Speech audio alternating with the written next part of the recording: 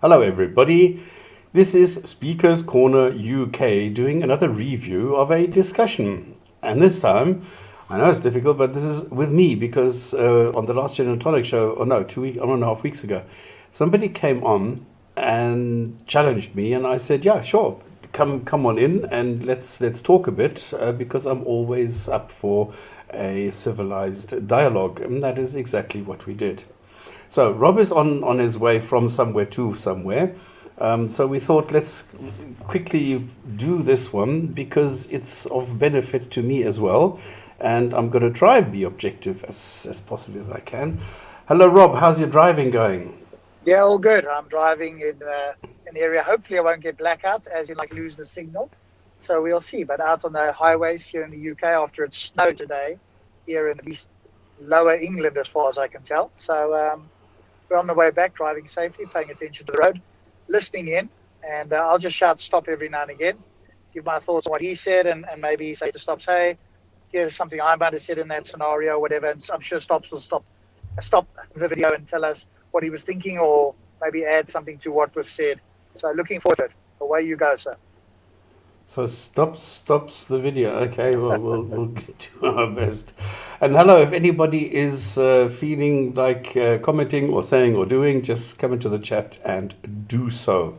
If not, well, then it's your loss. So listen carefully to what is happening and see, because I'm not going to go through the whole Jinn&Tonic Show, so we've missed the first 1.5 hours. We were talking about the pillars of Islam. And Epic was with me, and what happened next is that somebody popped in to say hi. I think this was on the 1st of January or something, and this was a show where not a lot was happening, not a lot of people were there, so this was just for continuity's sake. So here we go.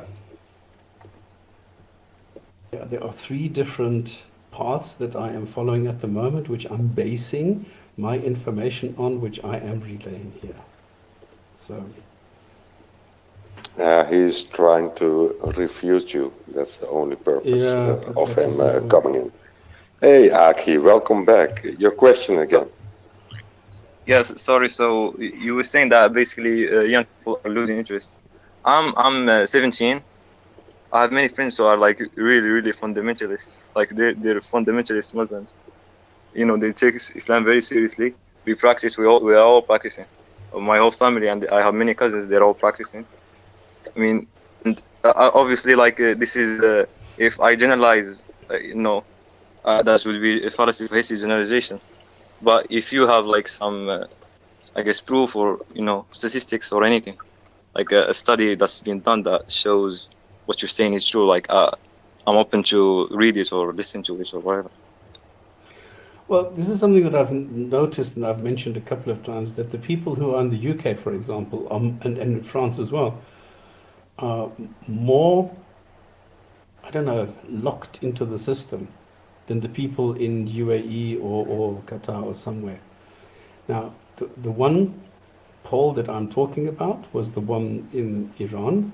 This is a study, yes, where they asked, I think, 50,000. They then published this, so this is readily available anywhere. You just need to go look for the Iran study on Muslims. The rest that I was saying is personal observation, where I went and talked to people on it because I'm working with the people. Okay, I go out with them and I spend time with them. We go out on the boat, we go water skiing, we go sailing, we do things together, and then we talk.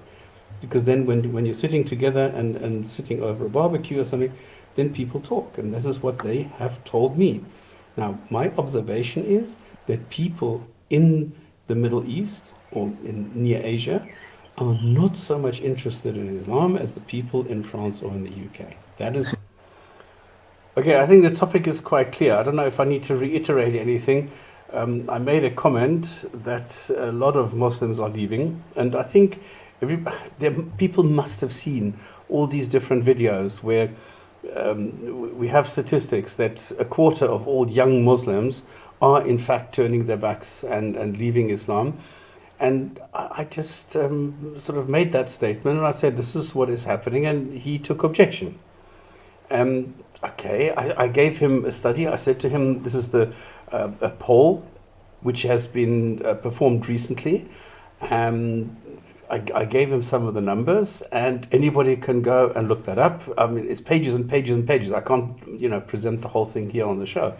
So I gave him the information where I'm getting this from, and I added that I'm also adding my personal observation where I am seeing the effect that these people are talking about that is being substantiated by the poll. So I'm seeing the same effect.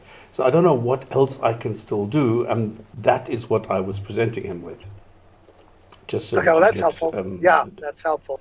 So he took objection with that, and what does he want? Some other evidence, or what is he looking for? He says, do you have any kind of proof for that? I said, well, I've given you evidence in the form of a poll which shows this. I've told you that there are a lot of, well, I don't know if you call it data sets or something out there where Muslim clerics, Muslim scholars today are saying, yes, a quarter of Muslim youths are leaving Islam. And I'm giving him my personal information, my personal observation. So I'm giving him 3 sets of information. Yeah. I guess one thing you could do there, though, StopS, is ask, what would be proof for you, right? That's the thing we talked about the other night. Because when somebody says, have you got proof? What are they going to accept? Because you could talk your heart out, and they're going to go, well, that's not proof to me. So I've learned to shortcut that. Tell me what would be proof for you, which is why I went on the other night. When we're asked what would be proof for us, we need to provide something, because I would be asking the guy the same thing. When he says that word, what does he mean by it? What would be satisfactory? Yeah, that's a good point. Yeah, I didn't do that. Okay, you see, this is how you learn, yeah. So like I said, observation. You probably talk 10 people or 20. I mean, I guess that's generous. Thousands? Yeah, I totally believe you, but still, fallacy faces generalization. We're 1.8 billion. We're not 2,000 or 3,000. Yeah, we're not Mormons. 1.4. Everybody, we have reports now that approximately 30% of Saudis are no longer Muslims. So the 1.8, that includes Ahmadiyya, that includes Shia, that includes the Ismailis, that includes everybody. At the end of the day, we're talking about 900 million or something, which are actually Muslims, as Sunni Muslims, and out of those, 30% are no longer Muslims. So we're talking about 600 million, and there's a couple of million leaving every year, according to the reports that I am reading. Yeah. First of all, Saudi Arabia is a special, case, because there is a giant campaign to liberalize people there, and it's still a fallacy faces generalization. That's one country, and please note the word he is using there, to liberalize people or to liberate people from Islam. So there's a drive in Saudi to liberalize people, which means is to free them from the shackles of Islam. I don't think he was actually aware of what he was saying there. Presumably that's a bad thing by his lights, I guess. Iran is Shia. Yeah, maybe take that into consideration. Oh, so they're not Muslims? They are Muslims, but so when you're what is your point? when you're a marginalized group, you feel that you're wasting your time. Shias are marginalized? Yeah, I mean, they have small numbers. Okay, smaller than Sunnis, but still. I'm just saying, I'm giving you the facts. You see, you're being so judgmental. I'm just giving you the facts the way that they are. I'm just showing you that there was a poll where they polled the Iranians, and Iranians are no longer interested in Islam being a lawgiver or something like this. They want a secular state. They're no longer interested in Islam as law. That's what they Just say. stop for a That's moment. just the statistics. One thing that would be worthwhile asking him is, why is it a concern to you? The fact that people are leaving, why is that a concern to you? Do you think that there's a problem in Islam? Do you think these people are mistaken? Or do you just think that, that the polls are not correct? Why did you bring this up as a concern that you wanted to jump on about? Yeah, and this is what Epic was saying. He asked me beforehand, listen, do you know that he's only here to refute you? It's not really a point of his. It doesn't really matter. He's just there to be contra. And this is what Epic was actually pointing out to me. So, yeah. Yeah. totally. So if I would have asked him, he wouldn't have had an answer. But it's true. I mean, you always need to take a step back and then look at the general picture and see if there's a point in addressing the general picture before you actually go into the details. That is so correct. Yeah. I came across a study that says like 86% of Muslims in Iran actually want the Sharia law. Okay, I have the opposite. Now what? Okay, so we need to study if they're reliable or not. Like, we need to actually ponder on these things. You can just what is your data based on? I trust Pew Research, yeah, and they say from that. What year is this? From what year is that? Let me check actually. And how many people were actually asked? You see, the problem with Pew Research is they ask 5 people and then they interpolate. So actually, what these people did, they asked 50,000 people. And so this is more reliable than Pew, I'm sorry. And this is from, I think, from September. Stop it there for a moment. So, quick question for you. So you don't hold Pew as in any way valuable, or just not on this particular study, or in general? In general, they are not as accurate. What they are doing is they are taking samples and a lot of self-information. What I've seen on their website, because I've done this this research thing when I did the 19 miracle, and I went into how they are actually processing data, what they are taking, how much of this is actually data, and how much is interpolation. And I found out that Pew does a lot of this. That they take self-information, they take all sorts of bits and pieces, and then they just go and massage this.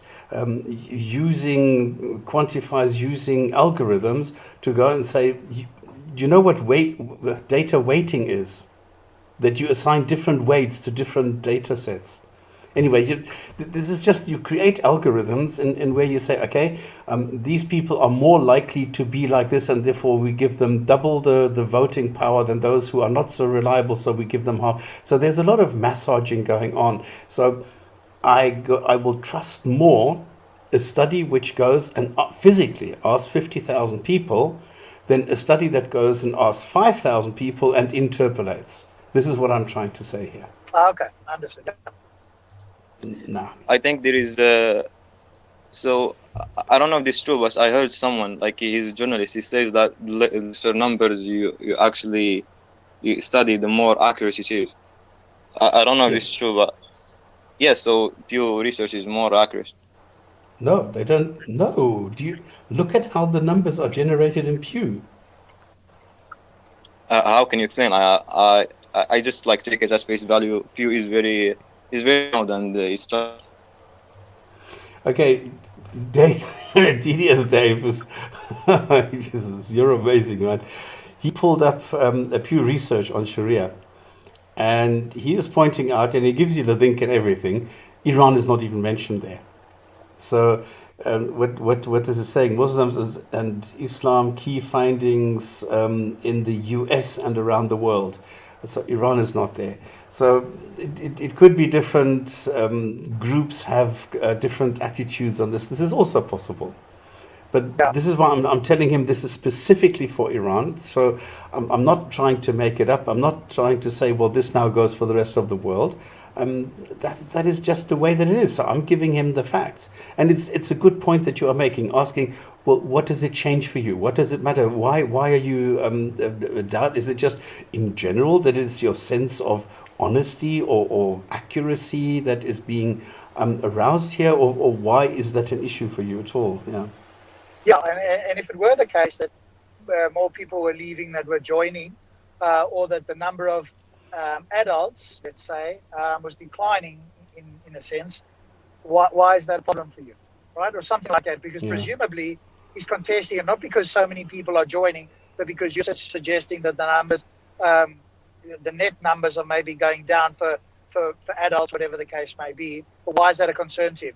You know, if he believes but if he believes Islam is true, then it doesn't matter how many other people believe it. Obviously, he'd want to share it with them, but it could be all kinds of reasons why they're leaving, especially from his point of view, right? They're being liberalized or whatever it might be. But why is that a specific concern to him? Was he just concerned about his fellow Muslims who are going to become ex-Muslims that might be going to hell? What is it that drives the question? Exactly, yeah. And they were saying there's a section on support for Sharia in the Muslim world. Iran is not even mentioned there. So it seems that Iran might be different, but here I come in with my personal observation and also my research, which does indicate that a lot of Muslims are leaving Islam, even in Saudi, even in the UAE, even in places like Qatar, and not so much in Africa, but in Indonesia, for example. In India, it's growing. So there's a lot of fluctuation. And I think in Pakistan, a lot of people are actually tacitly not really so on board with Sharia anymore. And I agree. And Harris Sultan wrote a book, right? And he had some figures there in Bangladesh and other places that you would think would be much stronger. And the number of people identify as atheist, agnostic, had gone up in the millions over whatever it was, between 5 and 10 years, right? So the numbers are growing, which is encouraging. Yeah. The other thing that we need to point out all the time is peer pressure, because a lot of people, and this is now from Abu Dhabi, for example, where the people I was working with, they were not interested in Islam anymore. Hardly anybody was, because if you work with educated young people, they're not into Islam. But they have to go to the mosque on a Friday, because if they don't, it will be noticed, and then people start, this tongue wagging, and this is something that you are being pressured into going to the mosque on Friday to show that you are still on board with this, and they will do that. I mean, it's getting less, but they still have to do that. There is still the societal pressure on them to be a good Muslim. Unfortunately, this still exists, so yeah. Well, if you don't know what you're doing, I wouldn't take it at face value. Okay, yeah, fine, man. I mean, it says, one I came across, it says 3 million people actually accepted Islam in the last. I mean, if they're studying small numbers, then that's amazing. In the last 30 years, 3 million people converted to Islam, from non-Muslim backgrounds. If it's small numbers, then yeah, that's good news. I mean, yeah. But more people are leaving, and this is the point. Okay, so we've done the Shahada, we've done the faith, we've done this. Okay, great. So we're through with the first pillar of Islam. We still have 20 minutes. Are there any open questions that anybody has? Can I make a subject? Propose a subject? What sucks is you can't have threesomes. You can have threesomes in Islam because you can have sex with slaves. Stop. Well, that's not what I said. I mean, lucky, but that's not what I said. I said, can I propose a subject? I'm just going through the chat because I'm still going through the comments that are being made regarding the Shahada. Oh, okay. I guess we have Shayukh there. Just stop for a moment. Stop. So obviously, I wasn't. Any other? Okay, I don't know when it's you speaking and when it's you speaking from the recording and you speaking live. Did you? Okay, so he asked. He asked, can you bring up another topic? And you're going through the comments at the moment. Presumably, you would let him do that as long as it's about Islam, right?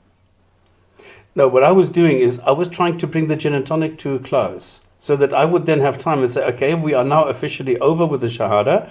There are no open questions regarding the Shahada. There are no open questions regarding the topic of the week that we were doing. And then I was going to address this exclusively, but I didn't want to drop everything and sort of prioritize him instead of just going through with this. So this was my priority, the structure that I had. I understand. Yeah.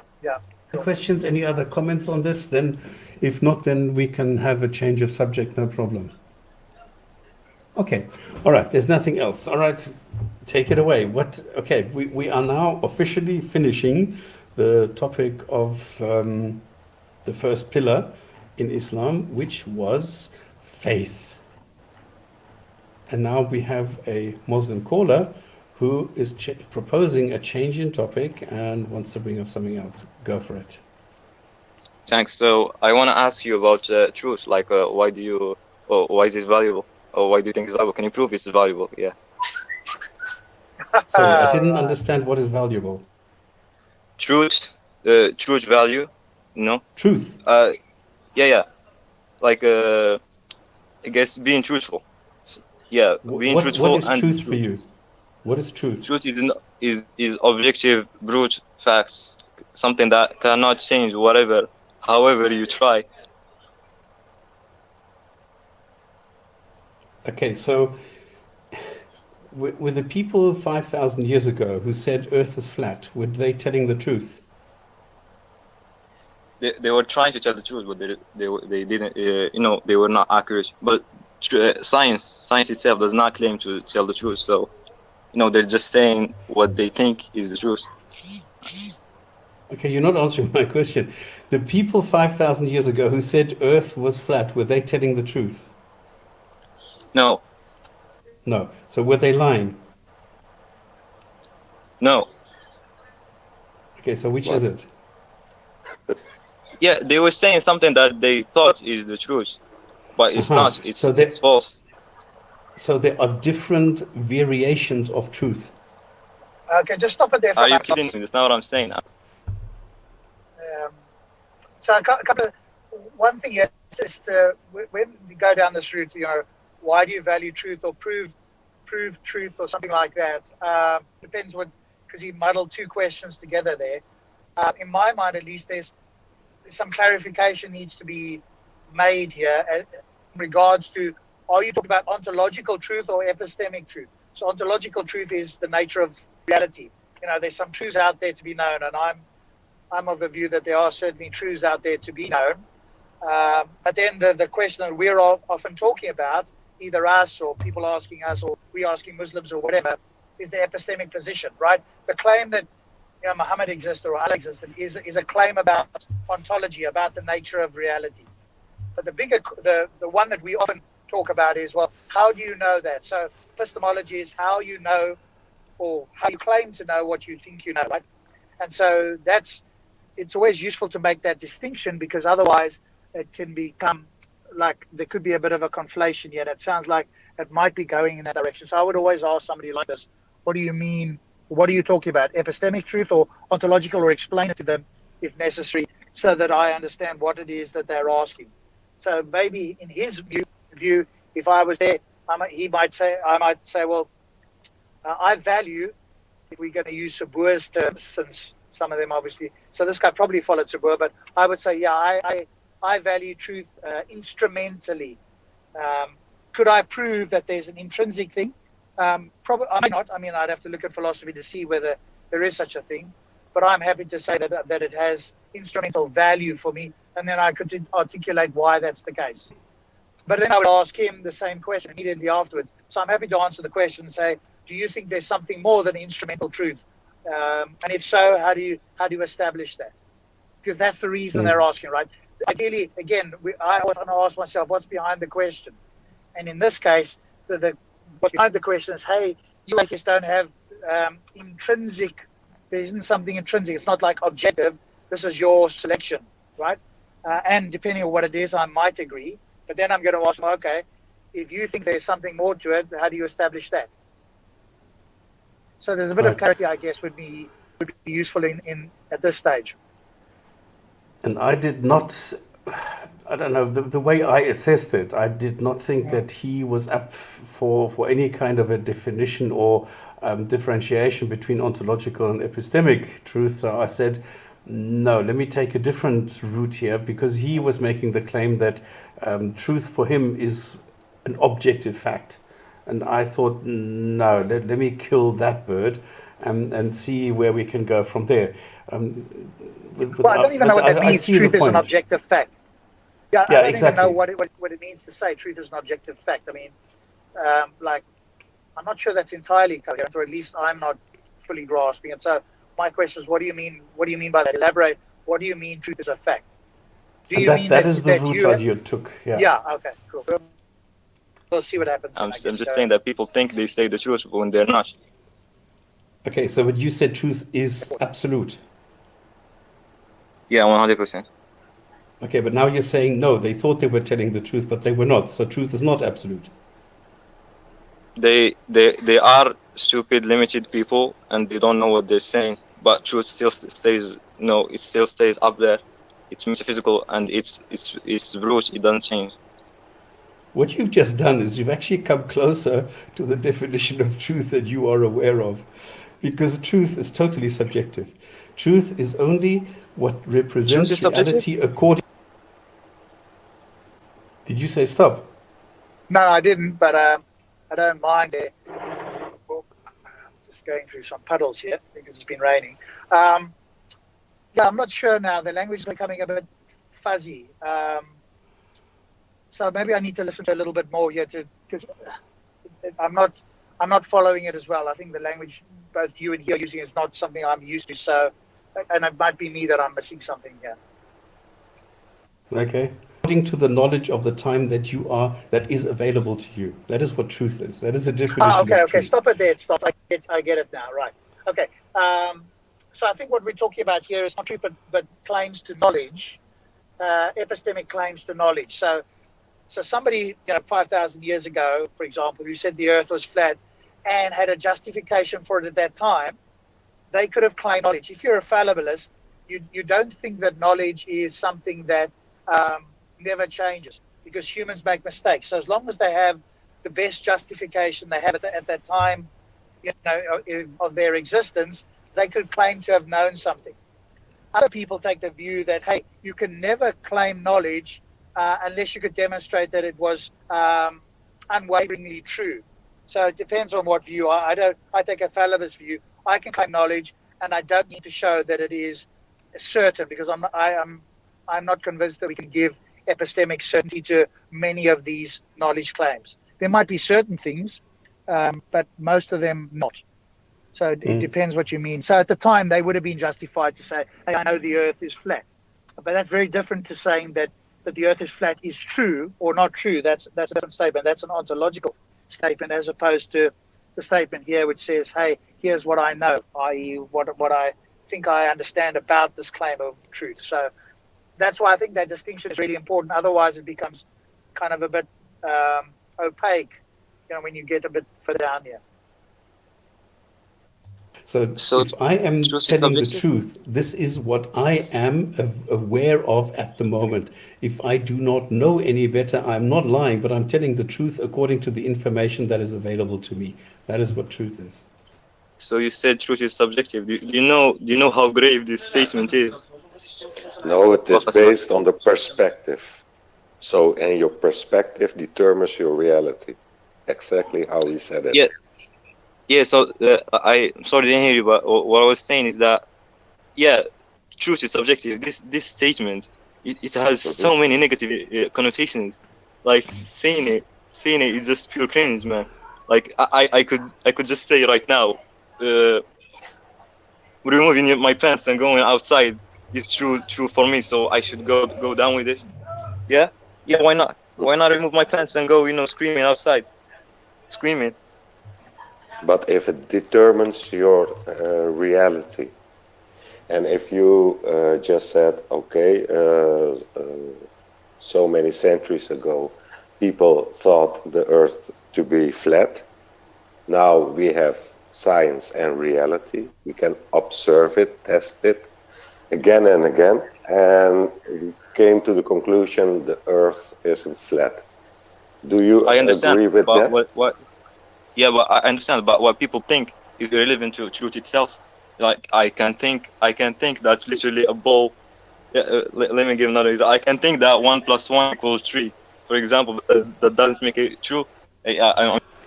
I think what this guy's doing is he is mistaking fact for truth, because a fact is something that does not change. A fact is something that just is. And I think this is where he is making the mistake, that he thinks that truth is the same thing. And I think this is the confusion. So maybe I should have gone back and said, well, give me your definition. What do you think? Instead of objective or absolute or whatever the bare facts are, Do you understand or do you accept that there is a possibility that somebody tells the truth according to their own perspective at that time, instead of now going into this discussion? Yeah, that sort of that whole like that language and what he's saying there kind of, at least to me, is about money. I'd definitely take a slightly different approach. I would separate ontology and epistemology. You just say I'd separate truth claims about the world and then our claims about how we could know that. When I say the world is round is true, for example, what I'm actually saying is I know that that's the case. I'm making a epistemic claim about some truth that I believe to be the case in reality. So his view that the truth is the truth type of thing, I would agree with that part of it. Whatever is true regardless of what we think or know or believe about it. But that's a trivial statement. So that's doesn't carry a lot of weight. What the important part is for me is how could we come to know or believe, or what's our justification for that statement, i.e. that the earth is flat or round or whatever the case is. Because whatever we as humans believe, there is a fact of the matter about that, unless you believe some other ontological system of the world, that there's no facts or whatever the case may be. I'm not of that view. And so I think in this case, that's why I go back to the epistemic thing, but I think the language here has been kind of muddled, but so I'm not sure what's going to happen here now, how one can, I think you might talk past each other ultimately. He might be talking about ontological truth, you might be talking about epistemic truth, and because you haven't clarified it, it might be that you're going to talk past each other here. I don't know. We'll see what happens. I'm just thinking it doesn't have, you know what I'm saying? That makes it your truth, only not reality anymore. So what I'm saying is that basically truth is independent from people's thoughts. Yeah. No, you seem to have a comprehension problem. Why can't you listen to what somebody is saying, process it, think about it, and then comment about it? Because what you are saying, 1 and 1 equals 3, has nothing to do with what I just said about the definition of truth. You said truth is subjective, no? You take it back? It is subjective, yes. Yes, so I can say 1 + 1 = 3. It's subjective. It's true for me. I said it is subjective depending on the knowledge that is available to you. Yeah, so that it's basically scientism. That's what I'm saying. The problem is that so basically science is not going to truth. It's not basically an exponential curve that's coming closer to truth, just going whatever, because truth does not exist. What are you talking about? Is this too high IQ? Stop here for a moment. Stop here. Yeah, there's definitely, he's talking one thing and you're talking another, and that's why I think it's absolutely crucial to nail this down in the beginning, because now you're both talking, or at least to my ear, you're talking about something different. I think you would agree, but let me ask you, do you think that there are ontological truths to be known, regardless of whether we're in a position to know them or not? Yes, of course. Okay, cool. So I think that's what he's referring to. And when you say this, truth is subjective, are you referring to our ability to try and grasp whatever's out there in the world? Is that what you mean by? So in other words, it's the words you're using, again, that's why it's a bit different, but are you saying when truth is subjective, would that be equivalent to saying that we have a fallible epistemic that's exactly it. Makeup, essentially, if you like. Yes. That's not the right word. I'm driving, so I can't think of the right word. Yeah, but okay. this is, I get the drift, and that is exactly what I'm doing. Okay. The only thing is, what I'm trying to do, because you can hear where he's going, okay? He is one of these guys who has heard somebody say something about science being limited and scientism is bad, and this is why he's throwing around all these words, but he doesn't understand them. So he doesn't understand what scientism actually is, and why science, in what way science is actually limited, and what changes about it. He has no clue. So he's just throwing around words, and he says, well, you can't have truth, absolute truth, because science is not absolute truth. You cannot use science to get to truth, because science cannot prove truth. And this is where he's going, and this is why I'm trying to get him away from that. I'm trying to show him that whatever you know about truth, whatever you know about the word as such, you need to go and find realignment.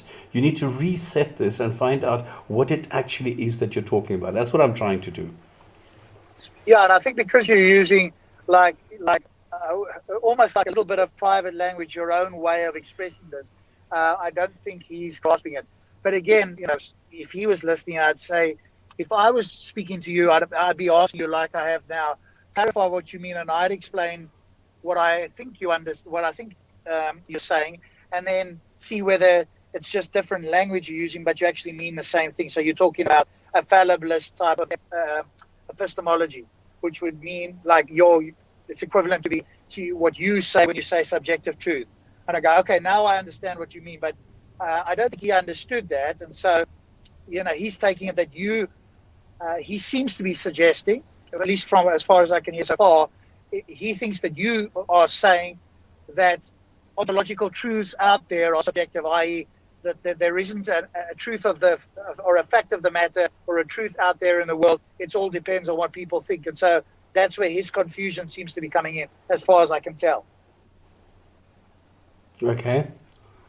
Yeah, but then how do I get somebody who has never heard about these things, somebody who is not even aware of all these different good question, quite intricate differences? How can I get him to get to this level where he will accept there is something a little bit more out there than just this thing that I have heard somebody say? Yeah, so one thing that I might try in this scenario is say, hey, let me just distinguish a couple of things so I know what you're talking about, and tell me which one you are talking about. You agree, or can we all agree that there are truths to be known, that there's some facts about this reality, right? That's one thing. The other thing is, what is our ability to discover those facts? Those are two different things. I would agree with you, young Muslim fellow, that that there are facts to be known around the world. I think most people accept that. I don't know if it's most philosophers. I won't even make that claim. I would hope it is, but I could be wrong on that. Great. So we agree that there are some facts to be known. Okay, great. So really, what are we talking about? Our ability to discover these facts. Is that, young Mr. Muslim, is that what you're talking about? That do you think that we have some ability to do this such that we could never be wrong about discovering these facts? Is that what you're talking about? And clarify it that way. Now, I'm not using epistemology and ontology. I'm just trying to differentiate these two different categories, if you like, in even more layman's terms, and see if he's where he is with this. That might be a way I would try to do it. Yeah.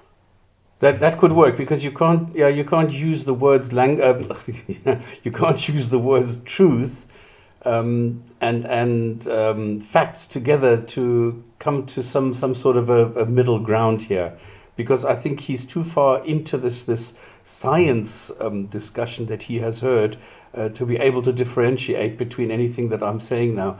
Yeah, okay, this is a good point to categorize it and to establish what it is, what the basis is, where the foundation is actually lying. Do it straight away up front so that it can be a lot more clear. Otherwise, it's like talking past each other, using different language, and then either thinking that the guy is saying, agreeing with you, but actually talking two different categories. So, yeah, I think that would be helpful in the very beginning. That could work, yes. If you say that truth is, it's subjective, then there is no reason to do science, because what are you doing? Truth is subjective. You see, this is the point. This is where I'm getting confused, because he keeps on coming up with this word science and truth, and these two things. I don't know how to address this, because yes, science is a way to establish truthfully what is happening in the world around us. Absolutely. Yeah. But is science therefore absolute? No. So, you're getting into this area where it's getting a bit of a muddle there. Yeah, and I think, and I think if you both agree that science is a methodology for, like an epistemic methodology, for example, in order to help us get towards our best understanding of ontology, the best understanding of reality, I think we'd all agree, right? So but then the question to him is, so what is the concern here about this? Right? If you're saying science is limited, or it doesn't bring you to absolute truth or whatever, is that the claim you're making? If it is, okay, well, I'm going to agree with you. So what's the point you're making? We're all in the same boat there. So what about it? Yeah, I wish I could get him away from this science thing, because he seems to be obsessed with this, and I think this is his only goal, is to refute me on the science thing, because he wants me to admit that science is not the one all be all and the truth with a capital T, and I think this is what he wants to do, but he doesn't have the background to even understand what science is. So what I think he's been indoctrinated by someone, and when somebody like StopS or whatever says these things, it sounds slick, but he can't reproduce it. And I think this is where he's a little bit lost. Think that's, I would agree. I would speculate that he's heard something from maybe Sabur or StopS or some other Muslim, could be, or even Christian or whatever, hasn't really grasped it, and now he's kind of trying it on. But because you don't speak that same lingo, it makes it a bit more difficult to have that sort of conversation. But I think, like you said, you could have asked him, okay, so what is it that you're pressing about science here? But if you see he's going down the science route, what's the goal here? What is it that you want to get to with this? Maybe I can help you. I think that's what I'm going to do. That guy Robert said to hijab, right? Let me help you get there. Where is it you're trying to go? Let me help you get there. And then once you got to the destination, we can talk about it. Because at the moment, you're battling to get to the destination, and that isn't helpful. Let's get there, and then we can talk about it. And this is what I'm realizing, I think, at the time, if I remember correctly. I'm slowly getting the hang of what he's actually trying to do and where he's going, which was not apparent to me in the beginning. I thought he was going to be talking about Islam and how truthful it is or something. And now I'm starting to realize that we're talking about something else. No. When he came on in the beginning there, his first question was, do you value truth, or some words to that effect? Can you prove truth or something like that? That's not a I don't think that's a pretty coherent question, or at least not to my understanding. And so, because I think what he wanted to show, because he's heard this, as I say, is like, you atheists don't have a what do you call it, like a basis for this or something. That's kind of, I think, where he's trying to go with this. Subjective. Science has nothing to do with truth. Yeah, but you're saying truth is subjective. Truth is subjective, correct. It depends on the level of information available to you. Yeah, but that's just, I mean, I don't see how you can't see this. Is 1 plus 1 equals 2? I see that you don't see, but what can I do to help you to see if you don't want to see? I mean, is 1 plus 1 2 or no? 1 plus 1 equals 2. Yes, that is the information I have. Yes. This is true. It's not information you have. It can't be any other way. It is true. Can you explain how it could be any other way? Yes, mathematically you can change it, and if somebody doesn't understand numbers, yes, it is also, it doesn't come to any conclusion. You need to know what 1 is, what 2 is, before you can understand this. If you don't have that information, it makes no sense. Let me give you a question. Let me give you a question. Is 1 unit plus another unit equals the 2 of that unit? Can this exist? You don't understand this. Can you listen to what I am saying? Can you process I'll give you another this?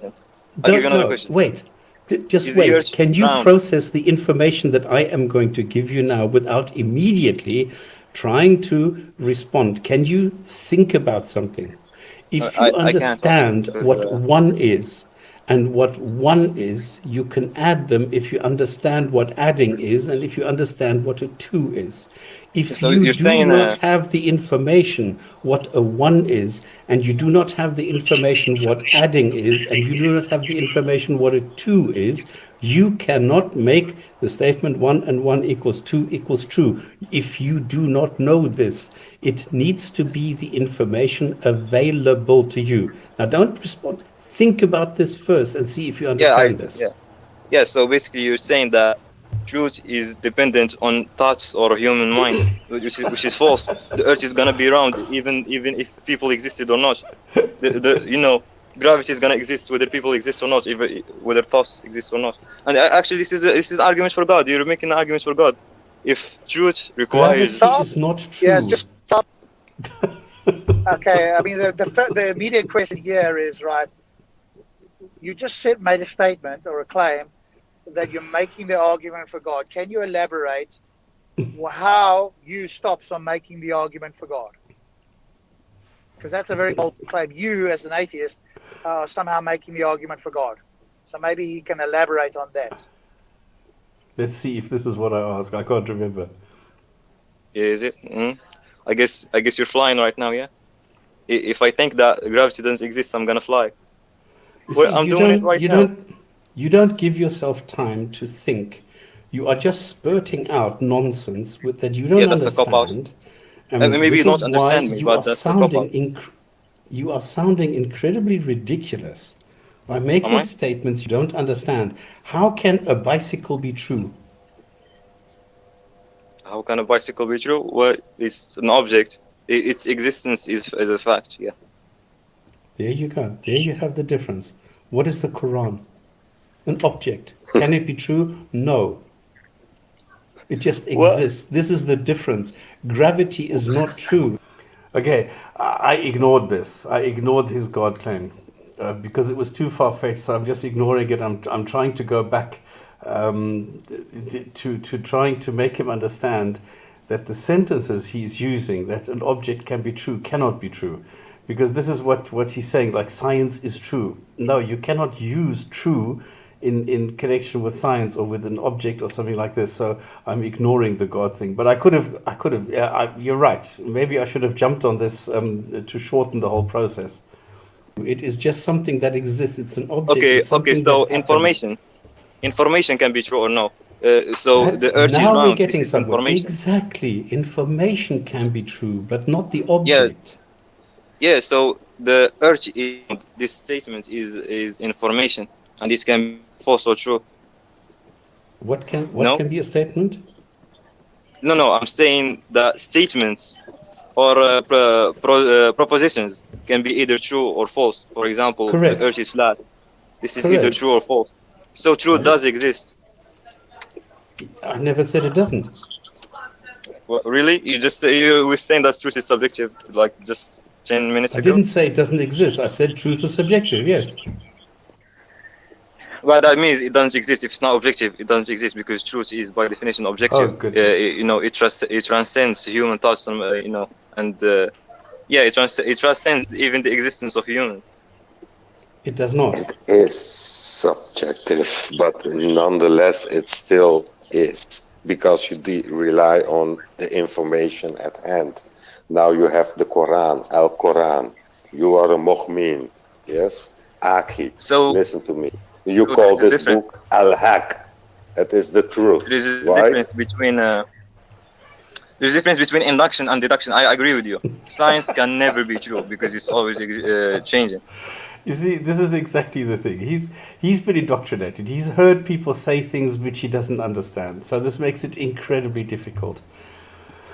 Yeah, Oh, I think because it wasn't clarified in the beginning, you're both well, he's also doing it for sure. You're both using I was going to say non-standard language, and it's just like, it's kind of very messy here. It's like getting that clarity in the beginning, really. Okay, any suggestions how to bring a situation like this back into, like onto some sort of a track? Yeah, I mean, the thing I'd be asking straight away is, okay, what is it about science? What's the point you want to get to? Like, go back to that, right? If we can hear that he's sort of all over the show, he kind of wants to get somewhere, but he's battling to get there because he's making all these statements and you're making counter statements, and it doesn't seem to be going anywhere. Like, where does he want to go with this? What's the point, right? Another way of putting it. Or let's help you get there. What do you want to get to? Give us the conclusion. Let's see if we can actually work together, work backwards to see if we can help you get to the conclusion. I might not even agree with the conclusion, but let's see if we can get to actually the conclusion so that we can then actually have a dialogue. Because at the moment, there is no conclusion. It's like, what's the point? Let's say we're going to agree that science it doesn't get you to, quote, absolute truth. So what? What's the concern with that? is there something that does, right? But that would be a later on follow-up question. Yeah, that will confuse it again. Exactly. It needs to be simple. It needs to be like very down to earth, very basic, very simple. And that, I think your first approach is better. This is funny enough, the advice that I normally give. Just give it up and say, okay, where are you going? Yeah. Yeah. It literally can never be true. Science is not, Observations. science doesn't change. What are you talking about? Science doesn't change. Are you No, kidding me? science Science does doesn't not change. change. Oh, are you aware of the theory of the Isaac Newton, the gravitational theory of Isaac Newton? Are you aware of it? They are So laws of gravity. This is yeah, no. Newtonian. Laws of gravity are You are observation. babbling like a child. No, Can't I'll tell keep you. I'll tell you. quiet for 10 seconds. No, I'll tell you. So Isaac Newton proposed a theory, which is the gravitational theory. That he basically said that gravity is a pulling force, and this was a theory, scientific theory. It was widely accepted. And Einstein came after him and disproved him. He basically proved that actually gravity is a pushing force, not a pulling force. Earth is not pulling you; it's actually the sun that's pushing you. Are So you science fucking did change. mad? What is wrong with you? Didn't you go to school? Didn't you No, learn you're anything? dumb. You're literate. I learned. I'm talking about what I learned, and you don't even know that science does change. Where did you learn this? In the mosque? Wait. So science does change. This is a fact. Science does change, and observations don't change. Yeah. Okay, guys, please. Not every Muslim is stupid. Not every Muslim is uneducated. There are Not clever, every atheist is educated, stupid. knowledgeable Muslims Yeah, out only there. This stop is just spamming. an example of somebody who has no clue, just has a big mouth, doesn't understand what he's Not all talking about. atheists. Please Not all do atheists not are go. stupid. Please Just do stop not spamming. go. Please do not go and take this person as a yardstick for every Muslim. This is not the case. This is just an example of somebody who doesn't know what he's doing. So I don't know. Are you? I'm feeling salt coming from you. Are you being salty right now? I mean, I'm sorry. I actually destroyed you. I mean, I You apologize destroyed for. me. Yeah, I know. I apologize. I apologize for presenting an actual challenge to your stupid ideas. I apologize. Just stop it here. Just stop it I here. apologize. Just stop for a sec. I'm not sure what he thinks he's destroyed you on. And I think the more accurate way to say it anyway is Einstein had Newtonian, ideas, the Newtonian theory of gravity, and that was improved upon by, Einsteinian general relativity. Right? It's not that Newtonian mechanics don't work. It's just that they only work within a certain domain of applicability. I love that word, which I got from Sean Carroll. So it's not that I'm so smart, but I listen to some other people that are a lot smarter than me. So in the domain of applicability here on Earth, in our normal macro world, Newtonian mechanics works extremely well. But make it slightly bigger, even up to just satellites. That's where you require general relativity, and Newtonian mechanics no longer operates accurately, which is fine, right? One has improved upon the other and added to it in a different domain. But again, the immediate question I have is, what is it exactly? Because obviously being sarcastic. I'm sorry I did that. Like, a response to me is, no problem. You don't have to be sorry. Just remind me or tell the audience what it is that you think you've destroyed somebody on. Is it the fact that science doesn't get you to ultimate truth? Is that what you're trying to say? I'm going to agree with you. So exactly what do you think it is that you've destroyed, or what do you think? What point is it you think you've made? Because I'm still not clear on that.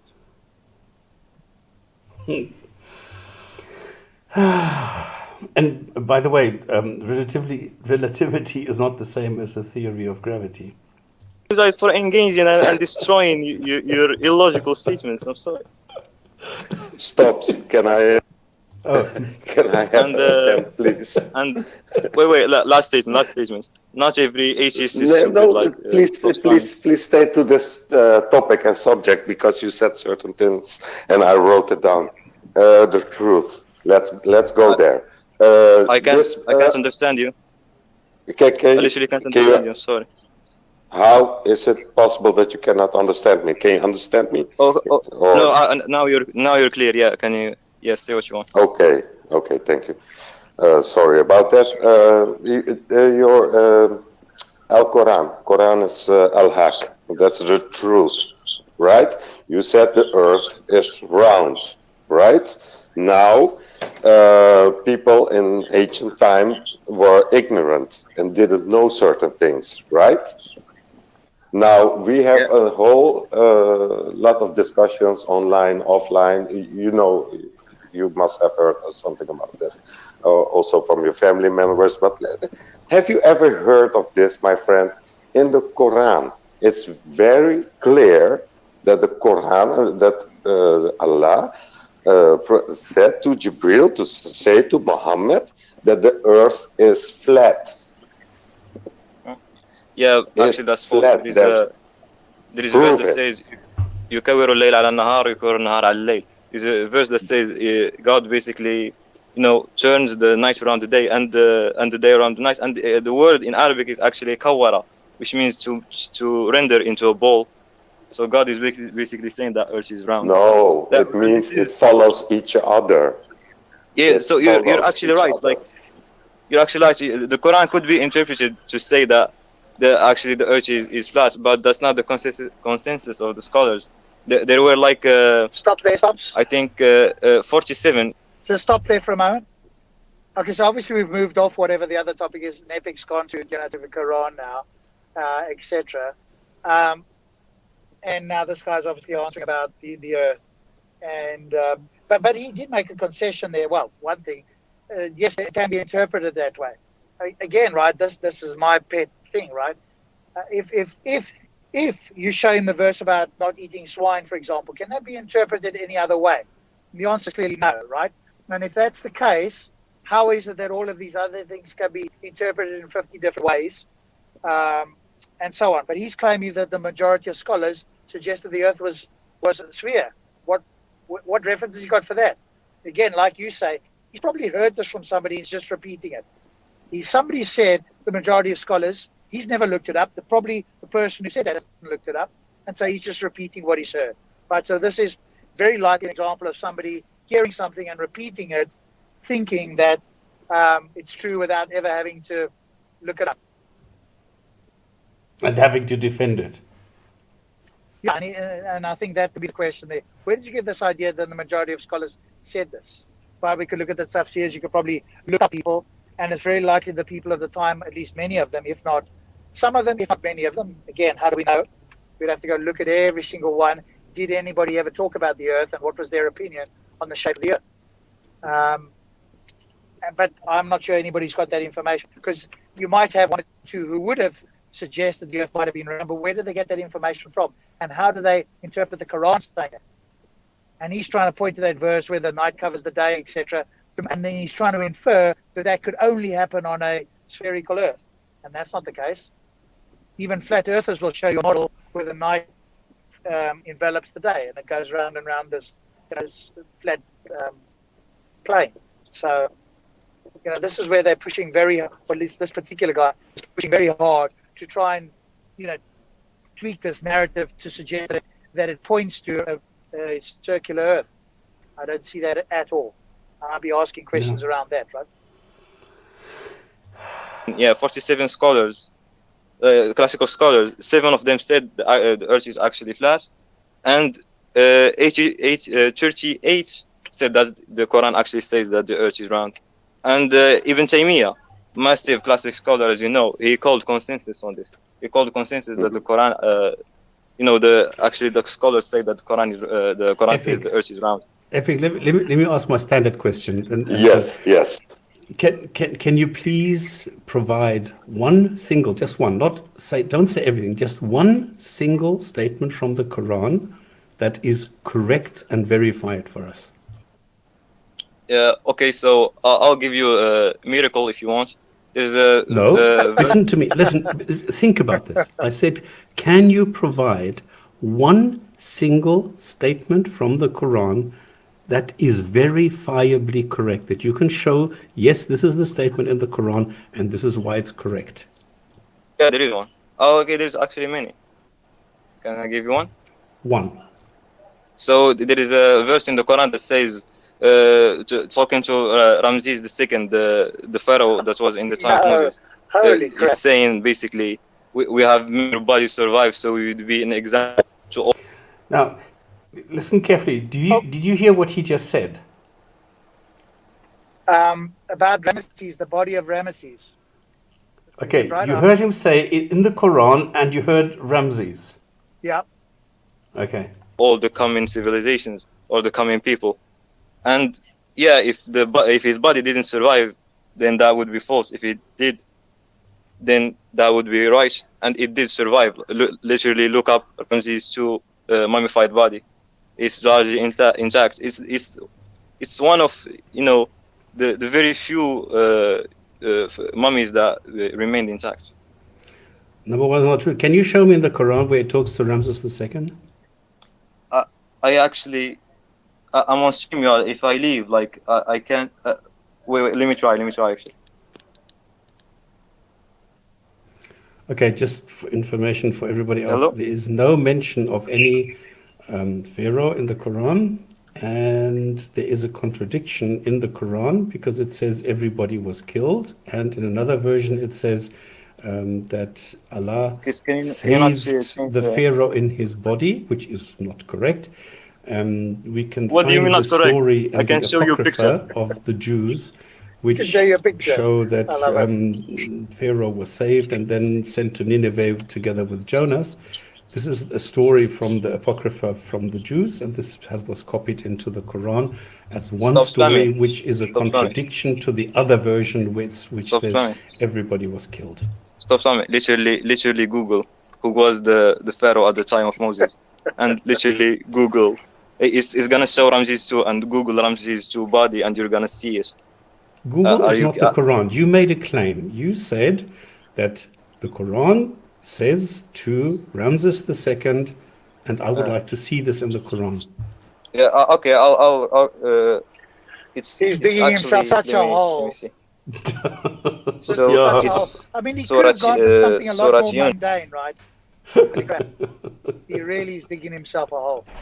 Because all Because he doesn't even realize that a mummy is not complete. He doesn't realize that a mummy is hollow, that there's nothing inside. It's not a body. He's not saved in the body. That's one of the worst things he could have chosen, probably.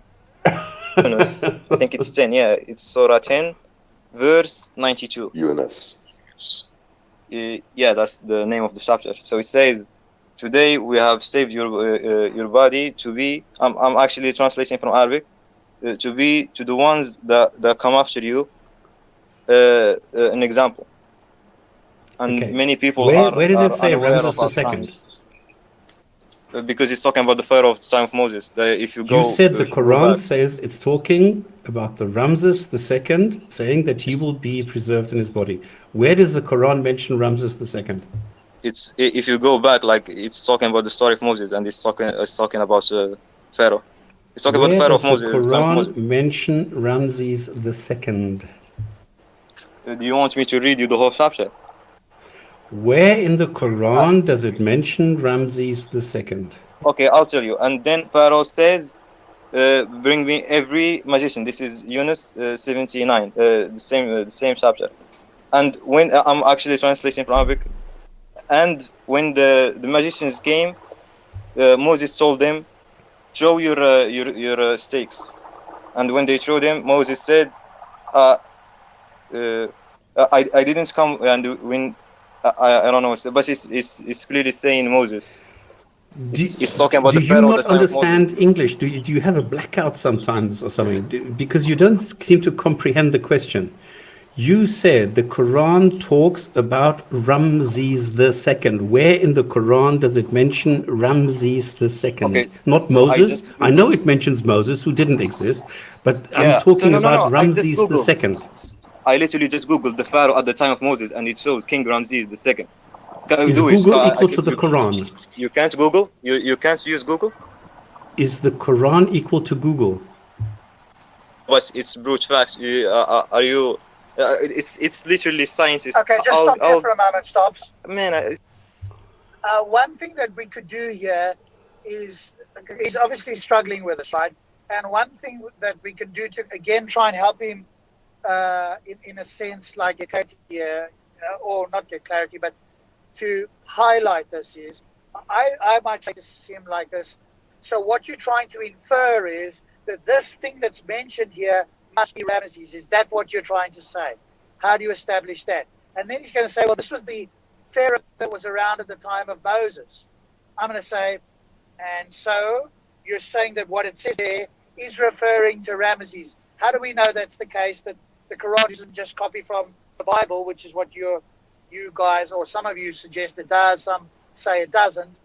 But who's to suggest that that's historically accurate? So it's like almost like walking him through the thought process, because you want to elucidate his thought process. That's presumably what he's trying to do, right? He's trying to infer that because he thinks that Ramses and Moses were around at the same time, that when it talks about this king, it must be referring to Ramses. And then he's building the further unbuildable bridge to suggest that, hey, this body that was found must be Ramesses, and therefore the Quran is correct. So you elucidate the whole thing because he can't get there. And then we go in and, take that part and unravel it. And remember, I told you that I was extremely frustrated because I didn't know where the cutoff is, where you stop asking the same dogmatic question and say, okay, you cannot answer, let's move on. How do you determine when the right point is where you say, all right, look, you're not getting anywhere. Let's leave this. Let's go to the next point. You can't do this. Go to the next one. And this is why I was extremely frustrated, because I didn't know when to stop this. Yeah. Because I could hear that he was not going anywhere. So I didn't know. I think you asked the question multiple times quite correctly, kept asking it. And I think, remember, this isn't, ideally you want him to elucidate his thought process step by step, which he wasn't doing. At this point, you'd asked him, I think 4 or 5 times now at least. I would now, this is just me, and it's obviously we're talking about it afterwards, etc. Just thinking about it now, I would elucidate it for him and say, hey, is this what you, and elucidate what I just said previously. Is this what you're trying to suggest?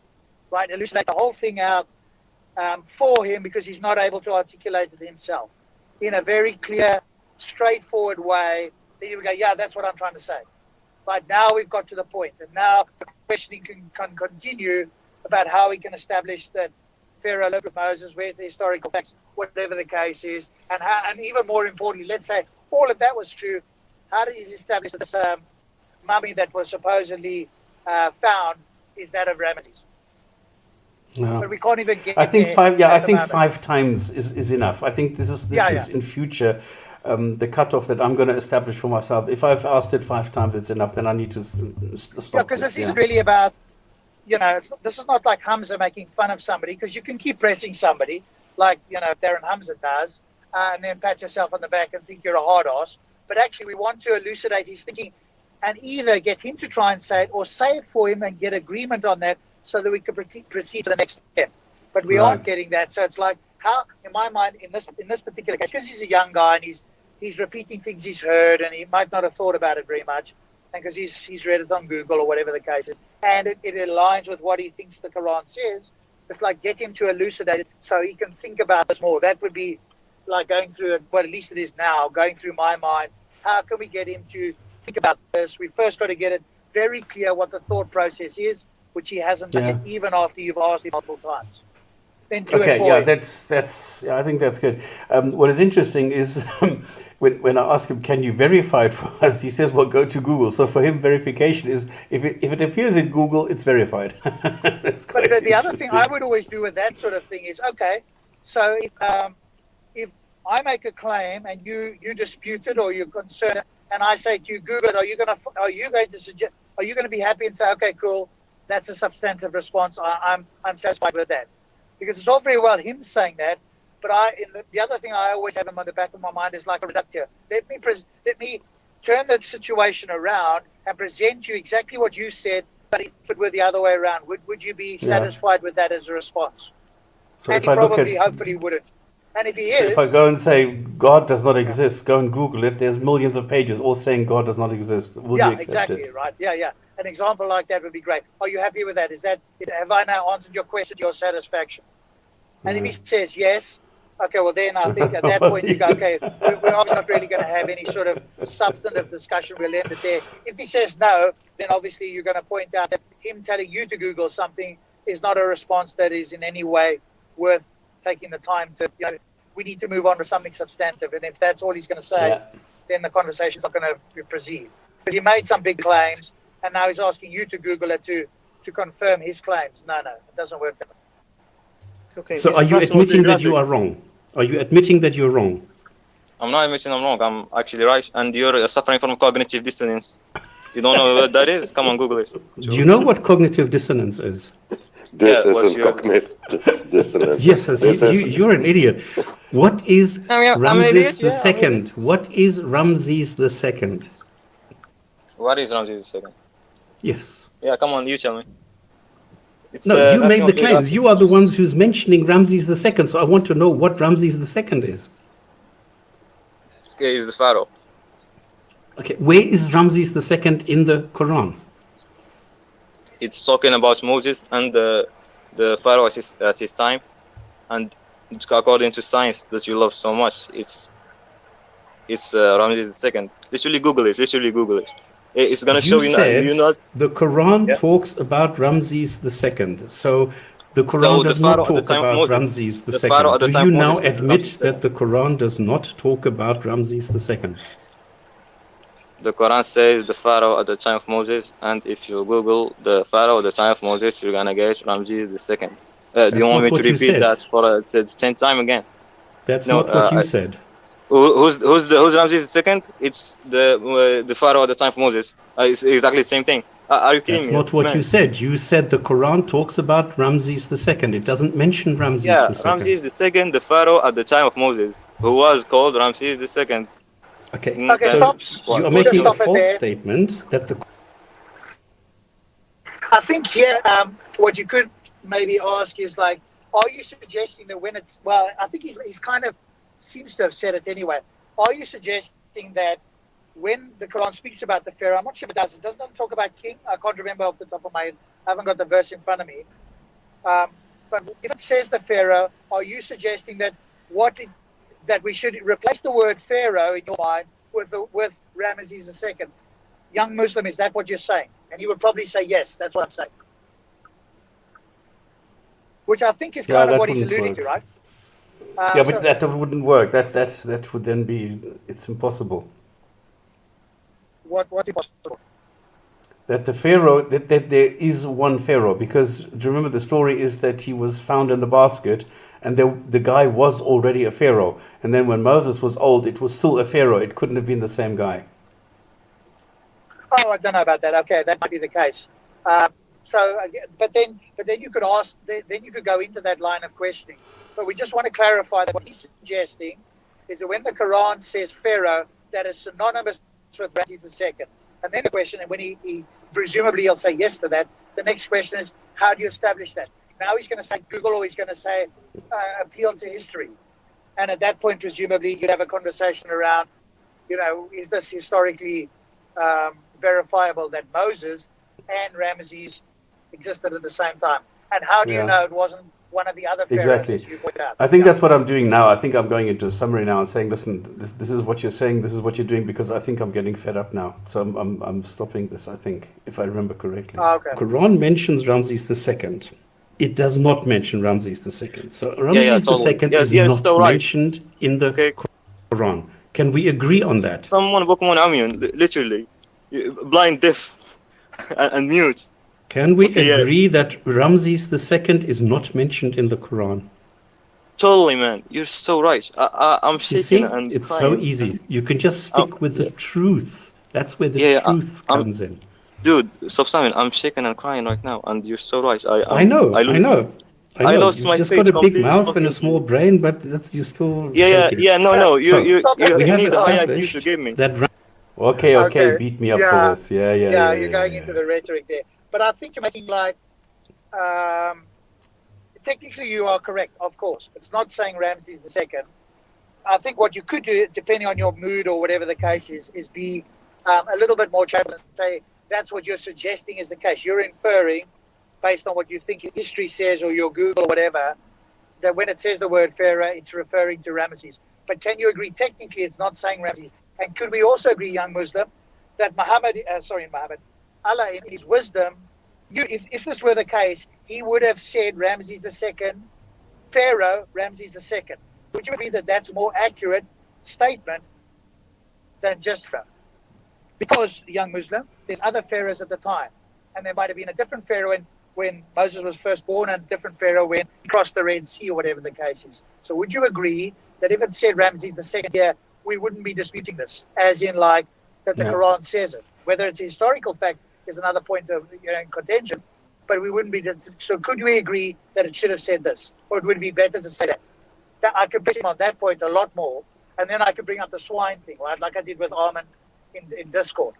And this is how I think we can also show the Quran is incredibly vague. They're making an inference, and God could have done a far better job such that we wouldn't be having this discussion. But I think you could have perhaps been slightly more charitable, because I think you were aware that he's trying to infer that Pharaoh said that. But technically you are correct. Obviously it doesn't use those words. But he wants to claim that it does. And that was the point I was trying to drive home. And I think I'm going to ask him now, okay, do you retract that? Because I knew he was realizing that he made a mistake. And this is why I think this is what I'm doing now. Ramses II is not mentioned in the Quran. Beyond 20 to get what I'm saying. Okay, let's go to the next one.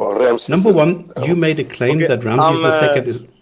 Okay, will you shut up for 10 seconds? Yeah, I expected that. I expected you to start swearing. That's what you do. So cringe. You're a grown-up man.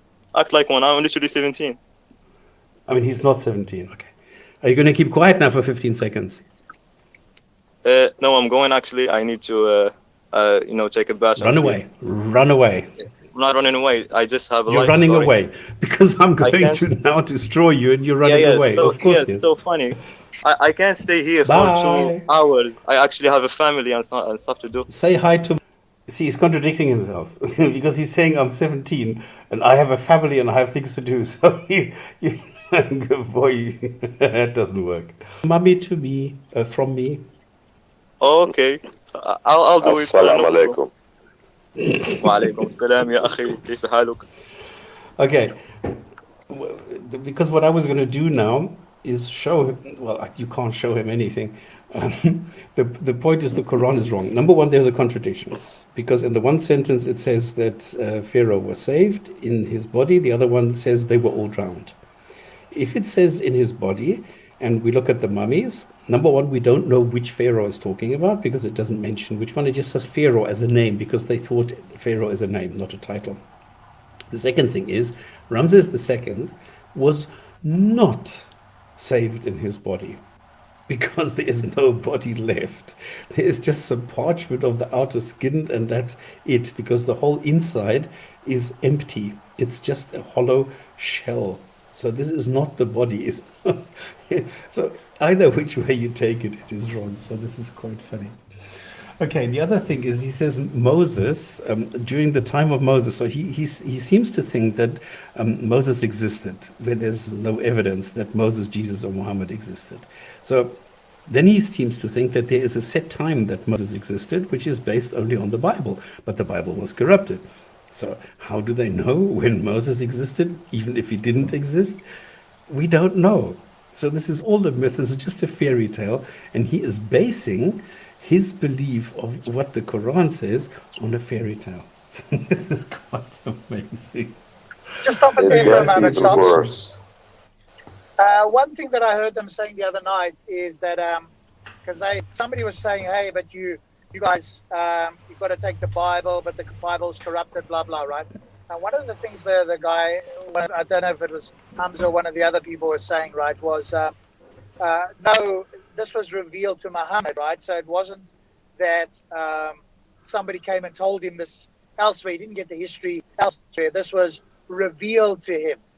Now, if they're going to take that line, then I guess that argument wouldn't work in the sense of saying, hey, well, the Bible's corrupted. You have to appeal to the Bible. they're going to sidestep that and just say, no, this was revealed directly from Allah. Everything in the Quran, remember, was revealed. And so we don't need, and Hamza himself said it, right? We can dispute this claim, that's fine. But Hamza, if they're going to use this line of argumentation, I guess is the point I'm bringing up. If they're going to say we don't need to look at the Bible at all, because everything in the Quran, some of it confirms some of the things in the Bible, but this was all revealed to Muhammad directly from Allah to avoid any corruption and mistakes or whatever. So if you tell us we have to accept the Bible, no, we don't. We have to accept the word of God, which might match the Bible in certain cases, and in others it will correct it. So that's the line that at least Hamza and some of these guys are taking on that point. Yeah. And this is exactly a discussion I'm having at the moment with Yusuf Ponders on exactly this video. Because I commented on this and he's trying to convince me that, yes, this is actually the case. And I'm saying no, because you need to be specific, and what you're doing is you're trying to be vague in the one instance, and then when it suits you, then you're getting specific, but then the facts are not there. So you need to decide which it is that you want to do. So yeah, that often happens, right? They'll be general when it suits them, and then specific either when they're critiquing somebody else or they think they've got a good point. Yeah. It's even worse than that, StopS. Much worse than that, because that Pharaoh guy and Musa. So the Pharaoh and Musa, you have that narrative, and now they to Ramses II. When was Ramses II? Who is this Moses guy? He has a father. His name is Imran, and who is his brother? His brother is Harun, and we have a certain lady. Her name is Miriam. And she's the mother of Isa.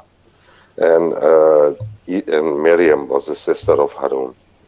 Hence, also the sister of Moses. So when was Ramses II? Yeah. The timeline. And by the way, we have Most Epic in the chat, by the way. Thank you for that point. How did you find us? I didn't How follow did you that. know So that we're going to talk? Can you clarify that, StopS? I didn't follow Epic's point there. Was he talking about genealogy and how that disproves Ramesses? No. There were two different things here.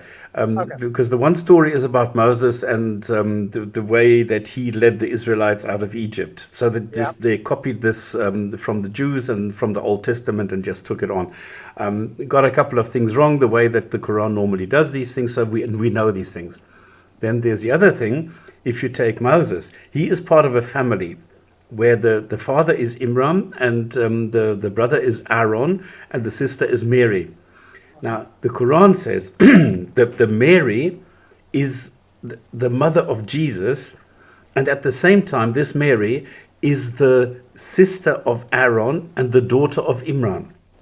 So the Quran got the chronology wrong. So this is anachronism where Jesus, the Isa, isn't it? It's not like exactly 1,000-year difference, yeah.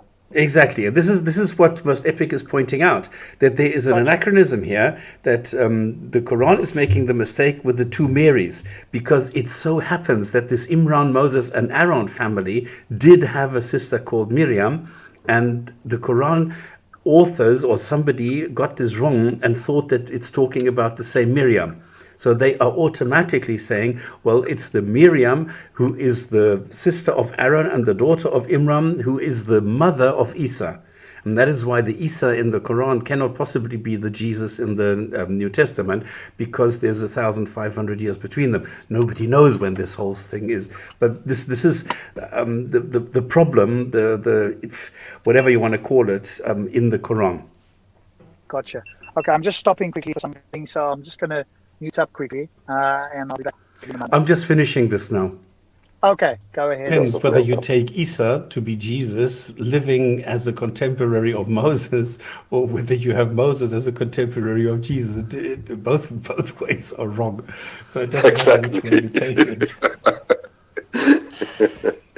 Yeah, but this is so silly. But it shows you, like he says, I'm 17, and he says, I have a family. I mean, what kind of an idiot is this? Anyway, so it's quite amazing how these people are brainwashed, how Islam manages to get people to talk like that, like total nonsense. And if you ask a question, they will immediately interrupt you without thinking. They bring analogies which are not analogies, and it just shows how corrupt and how weak Islam actually is. Now, I asked him, can you bring one statement that is correct, that is verifiably correct? And he brings a statement where there is nothing that he can verify. So he's just building claims upon claims upon claims and thinks that he is bringing evidence and he's doing it, and he doesn't. And this is the funny thing. It's amazing how Muslims are taught what to think and not how to think. So if you confront them with a question like this, which would require them to think and look at their options, they can't. And this is the amazing thing. Okay. Exactly. Moses is not a historical. All right. I think we can leave it there. I was just interested in getting some feedback from Rob, because I remember I was not very happy with how this whole thing went, and now listening to it again 3 weeks later, I understand what actually went wrong. That I did not follow my own advice twice. My first advice is to take a step back and then see if you can get some general rules down and to understand the bigger picture, and then to go to the details. And the other thing that I normally tell people is just to let it go. Don't go get stuck into the details, and just go and first establish what it is, where you are going, and then just go there and just take it from there. And that is exactly the point. So I'm actually going against my own advice. And I suppose that is why I was a little bit unhappy with the whole thing.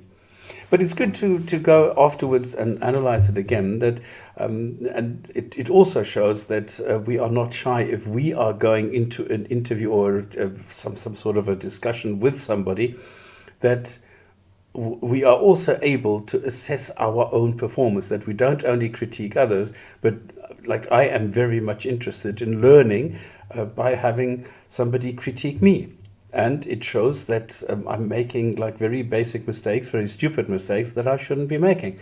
But it's the spur of the moment where you're not thinking so clearly and doing things that later on are not looking so good.